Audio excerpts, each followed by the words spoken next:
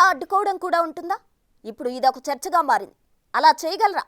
ఎవరో ఎక్కడి నుంచో మెయిల్స్ పంపగానే వచ్చే రుణాలు ఆగిపోతాయా? ఇందుకంటూ కొన్ని రేటింగ్ సంస్థలుంటాయి. వాటి ద్వారా అయితే ఓకే, కానీ ఎవరో ఒక ప్రైవేట్ ఉద్యోగి మెయిల్ పంపగానే ఇన్వెస్టర్స్ ఆగిపోతారా? ఒకవేళ అలా పంపినా ఇందులో ఎవరి ప్రమేయం ఉంది? వారి వారి మాటలు అనుసరించి ఎలాంటి నిర్ధారణకు రావాలి? గతంలో హిడెన్బర్గ్ అనే ఒక సంస్థ అదానీ గ్రూపులపై చేసిన కామెంట్లతో ఒక్కసారిగా కుదుపులకు లోనైన విషయం తెలిసిందే. దీంతో ఇటు భారత్లోనే కాదు, అటు అంతర్జాతీయంగానూ ఈ అంశంపై పెద్ద స్థాయిలో చర్చ జరిగింది. తరువాతి కాలంలో అదానీపై ఆరోపణలు చేసిన ఈ సంస్థను క్లోజ్ చేయటం యాదృచ్ఛికమా మరొకటా తెలియదు. కానీ హిడెన్బర్గ్ ఎఫెక్ట్ తో అదానీ వంటి బలమైన వ్యవస్థ ఒక్కసారిగా కూచాలతో సహా కదిలిన దృశ్యం ఈ ప్రపంచమంతా చూసింది. ఇప్పుడందరినీ పట్టి పీడిస్తోన్న ప్రశ్నేంటంటే, ఎక్కడో జర్మనీలో ఉన్న ఉదయ్ భాస్కర్ తన మానాన తాను పని చేసుకోకుండా ఇలా ఎందుకు చేశారు? పయ్యావుల ఆధారాలతో సహా చూపిస్తుంటే ఇది ఆయన ఉద్యోగానికే ఇబ్బంది కదా అన్నది మరొక ప్రశ్న. మామూలుగా అయితే ఇలాంటి వ్యవహారాలు విదేశాల నుంచి జరుగుతాయా జరగవా అని చూస్తే కొందరు ఇన్ఫ్లుయెన్సర్లు యుఎస్, యూకే వంటి ప్రాంతాల నుంచి పార్టీల కోసం పనిచేస్తూనే ఉంటారు. ఆయా ఉద్యోగాలు అక్కడ చేసుకుంటూ ఆపై ఇలాంటి రాజకీయ కార్యకలాపాల్లో పాలు పంచుకుంటూ ఉంటారు. ఈ దిశగా ఉదయ్ భాస్కర్ ఈ పని చేసి ఉంటాడి అనుకున్నా అది ఇవాళ కాకుంటే రేపటికి ప్రమాదమే. దానికి తోడు ఈ వ్యవహారాన్ని సీరియస్ గా తీసుకున్న సీఎం చంద్రబాబు విచారణకు ఆదేశిస్తున్నారు. ఈ వ్యవహార శైలి ఎప్పటికైనా ఇబ్బందులు కొని తెచ్చిపెట్టేదే. ఫలానా వ్యక్తి నుంచే ఇదంతా జరిగిందని తెలిస్తే ఉదయ్ భాస్కర్ అనే ఈ వ్యక్తి ఉద్యోగం ఊడిపోయే ఛాన్సులు కూడా ఉన్నాయంటున్నారు.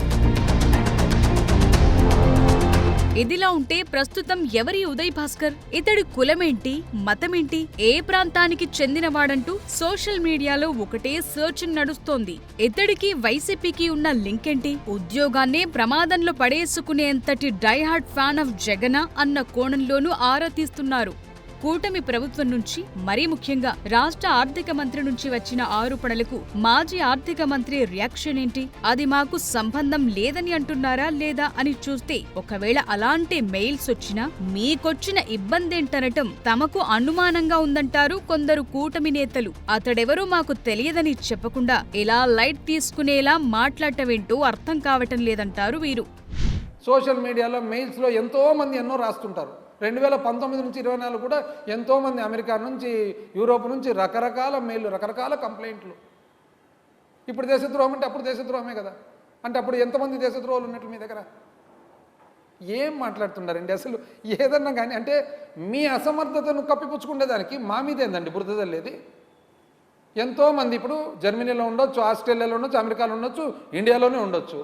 ఎవరికైనా కానీ ప్రభుత్వ పరిపాలన సరిగా లేదన్నప్పుడు వాళ్ళ ఫండమెంటల్ రైట్ అది, ఎవరైనా రాసి ఉండొచ్చు.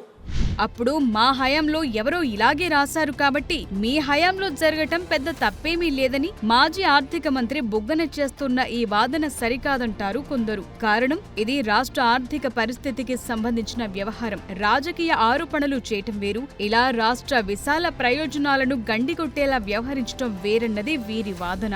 అయితే బుగ్గన మాత్రం ఇలా చేయటం తప్పని చెప్పకుండా మెయిల్స్ వస్తే మాత్రం ఆగుతాయా అనటం డౌట్ గా ఉందంటారు కూటమి నాయకులు. అసలు మీరు పవర్ఫుల్ పీపుల్ కదా, మీరు ఎంత పవర్ఫుల్ పీపుల్? హుద్హుద్ను కంట్రోల్ చేయగలరు, కరువును ఆపగలరు, ఆర్టిఫిషియల్ ఇంటెలిజెన్స్ ఏఐ ద్వారా దోమలను కంట్రోల్ చేయగలరు. ఇన్ని పనులు చేసిన వాళ్ళు ఒక ఈమెయిల్ అడ్డం వచ్చిందండి మీకు? టోటల్ గా ఈ వ్యవహారంపై బుగ్గన చేసిన వాదనలేంటి, లేవనెత్తిన ప్రధానాంశమేంటని చూస్తే, కూటమి ప్రభుత్వం ఎందుకు అప్పులు చేస్తున్నారని అడిగితే, మేము దేశద్రోహులమా? మీ అసమర్థతను కప్పిపుచ్చుకోవటానికి మాపై బురద చల్లటం ఎందుకు? అమరావతిని అభివృద్ధి చేయలేక మాపై విమర్శలు చేయటమేంటని అంటున్నారు. మేము అప్పు చేస్తే తప్పు, మీరు అప్పులు చేస్తే ఒప్ప?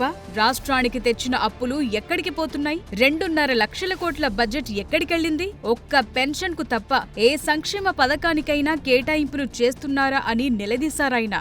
2024-25 మీ సంవత్సరం, మీ మొదటి సంవత్సరం చూసుకుంటే బడ్జెట్ వచ్చేసి 2,45,000, రౌండ్ ఫిగర్స్ చెప్తాను, 2,45,000 మీది, మాది 2,36,000.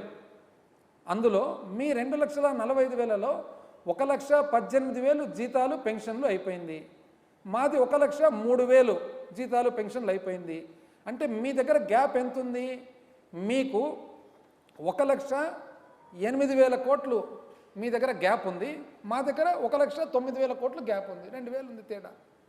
మళ్ళీ 2,000 కదా తేడా ఉండేది. ఆ 2,000లో మీరు ఒక పెన్షన్లు పెంపుదల తప్ప ఫస్ట్ సంవత్సరం ఏం చేసినారు అని. మాజీ ఆర్థిక మంత్రి బుగ్గన రాజేంద్రనాథ్ రెడ్డి తాను హైదరాబాద్ ప్రెస్ క్లబ్ లో మాట్లాడిన మాటల్లో మెయిల్స్ వ్యవహారంలో ఎలాంటి క్లారిటీ ఇవ్వలేదు సరికదా. అయితే తప్పేంటని అడగటం తమకెంత మాత్రం అభిలషణీయం కాదంటున్నారు కూటమి నేతలు. ఇది రాష్ట్ర భవిష్యత్కు సంబంధించిన వ్యవహారం కాబట్టి నిజానిజాలు నిగ్గు తేల్చాల్సిన అవసరమైతే ఉందని అంటున్నారు వీరంతా. మరీ చూడాలి ఈ వ్యవహారం ఏ మలుపు తీసుకుంటుందో తేలాల్సి ఉందన్న మాట వినిపిస్తోంది.